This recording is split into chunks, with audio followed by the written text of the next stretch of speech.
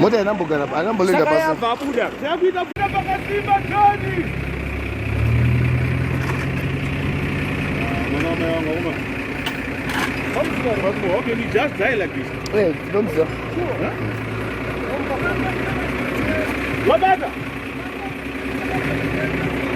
And this good, Johnny. Hey, that one my mother did it about Tuesday. Are you very well on my young man?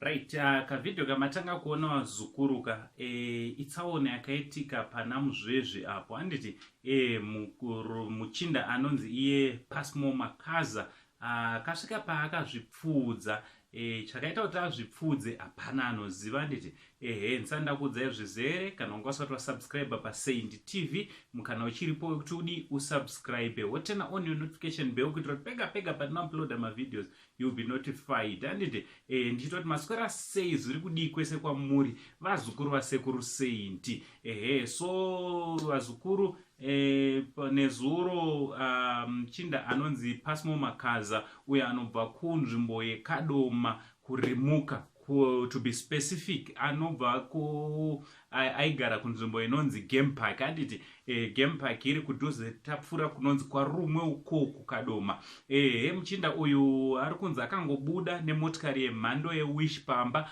obva anozviwidzira muna Muzvezve Muzvezve is just after Kadoma, after tollgate reKadoma takatarisa kukwekwe ndopa akaitira tsaona iyi iri suicide handiti tichiti dai Mwari vaita kuti mweya wake uzoreche nerugare so ndonyaya yatati tinge tiri tinokuzivisai zviri kuitika mumastreets esocial media kuti masuicide vanhu vari kuzviuraya vanenge vati wandei vazukuru dambudziko ringava rechii raitawo kuti uyu muchinda wepaKadoma Mbinga yevamwe yepaKadoma izviuraye from Uncle Saint the only Zimbabwean uncle tichiti much love